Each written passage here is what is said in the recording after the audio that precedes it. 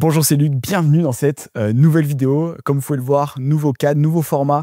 Aujourd'hui, format un peu impro dans lequel justement je vais vous partager mon retour d'expérience que je reviens du siège social de Pinterest à San Francisco. J'ai appris énormément de choses au niveau de l'arrivée de nouvelles fonctionnalités, également de l'apparition de l'intelligence artificielle sur pas mal d'aspects sur la plateforme. Donc l'objectif de cette vidéo, c'est de vous partager tout le détail de ce que j'ai appris et également qu'est-ce qui va évoluer sur la plateforme au cours des prochaines semaines, prochains mois. Donc déjà, pourquoi je suis venu à San Francisco de mon côté, parce que du coup, Pinads, l'agence que j'ai créée, une agence spécialisée 100% sur Pinterest, on a de plus en plus de clients internationaux sur la plateforme, notamment aux États-Unis. Et justement, je suis allé rencontrer des clients sur place. Et au passage, j'en ai profité pour aller au siège de Pinterest à San Francisco. Parce que Pinterest, c'est une boîte qui a été créée à San Francisco. Donc, c'est là où on a le plus de salariés présents dans le monde. C'est sur cette base-là, à San Francisco, juste à côté de la Silicon Valley. Et en fait, quand je suis arrivé à San Francisco, ce qui m'a déjà surpris, c'est l'ambition de toutes les personnes et toute la partie IA. Parce qu'en fait, quand on passe de l'aéroport au centre-ville de San Francisco, on a des affiches publicitaires sur le côté, à côté de la route. Et en fait, toutes les affiches, c'est des affiches tech. Moi, j'étais sur la semaine où il y avait la conférence Figma, où il y a eu les nouvelles fonctionnalités qui sont arrivées autour de l'IA. Et en fait, toutes les publicités qu'on a dans la ville, elles sont toutes reliées à la tech, toutes reliées à l'IA. Et tout ça parce qu'il y a la Silicon Valley également juste à côté de San Francisco. Donc ça, c'est la première chose qui est impressionnante. Et le deuxième point, c'est qu'en discutant avec pas mal de personnes sur place, c'est impressionnant de comprendre et de voir le nombre de personnes qui sont dans le secteur tech, qui ont des ambitions mais démesurées. Quand je compare ça à la France, à Paris ou autre, je me dis waouh, c'est dingue le gap qu'on a entre une ville comme San Francisco et la partie française, notamment au niveau de la tech. Ouais, je me suis pris une claque en arrivant déjà. Et c'est dans ce contexte que je suis allé voir du coup les équipes de Pinterest.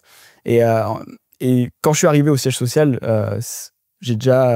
j'ai vite compris à l'endroit où j'étais, parce que je suis habitué à aller au bureau de Pinterest à Dublin, au bureau de Pinterest à Paris. Donc, le niveau de sécurité, il est classique. Il y a une personne, contrôle d'identité, etc. Mais par contre, à San Francisco, j'ai 3 personnes qui m'ont demandé mon passeport. Voilà, sachant que j'étais invité par les équipes de Pinterest, il y a une sécurité qui est dingue. Et quand tu arrives à San Francisco, et que tu débarques là-bas, au siège social de Pinterest, tu vois vraiment que c'est énorme. Donc, il y a des espaces qui sont énormes. Il y a un endroit où il y a une grosse épingle de Pinterest. Chaque détail est pensé est pensé pour vraiment représenter Pinterest. Je mettrai quelques photos à l'écran. Et ce que j'ai appris concrètement, c'est que pour Pinterest, l'enjeu actuel, c'est d'avoir le meilleur outil de détection d'images, d'objets sur Pinterest grâce à l'intelligence artificielle. Je vais illustrer ça en montrant une navigation classique sur Pinterest. Quand on navigue sur Pinterest, en fait, il y a énormément d'IA qui est intégrée à toutes les étapes. Je prends un exemple ici. En fait, Pinterest va pouvoir identifier les différents objets juste ici pour pouvoir les acheter directement. Donc là, je ne sais pas si on le voit très bien à l'écran ici, mais en fait, on peut acheter ce qui est directement à l'écran sur l'épingle de base.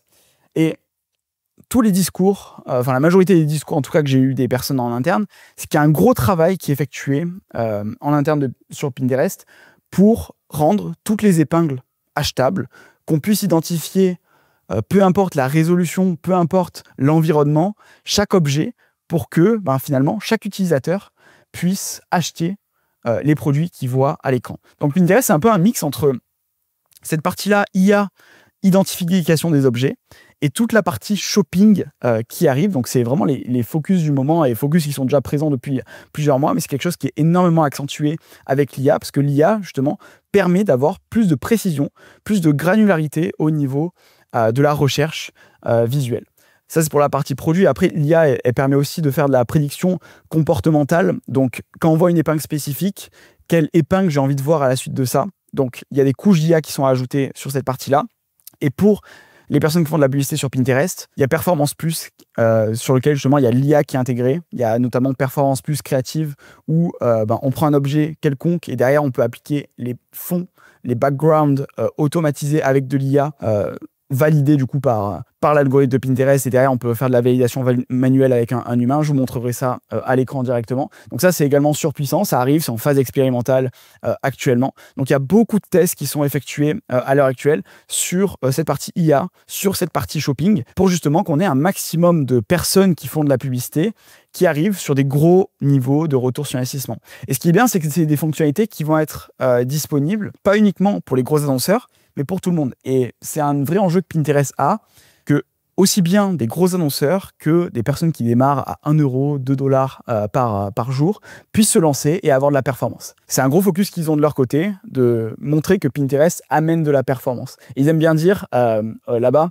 Pinterest, the P is for performance. Le P de Pinterest, c'est pour la performance. Ça, c'est des choses qui m'ont rappelé plusieurs fois, c'est qu'il y a un vrai enjeu d'évangélisation de Pinterest, même si aux États-Unis, ce que j'ai remarqué et ce qu'ils m'ont indiqué, c'est que voilà, Pinterest est dans les mœurs. C'est une plateforme où en France ou en Europe, c'est un nice to have, c'est bien de l'avoir, c'est un plus d'avoir Pinterest pour les grandes marques. Par contre, aux États-Unis, c'est un must have. Pourquoi?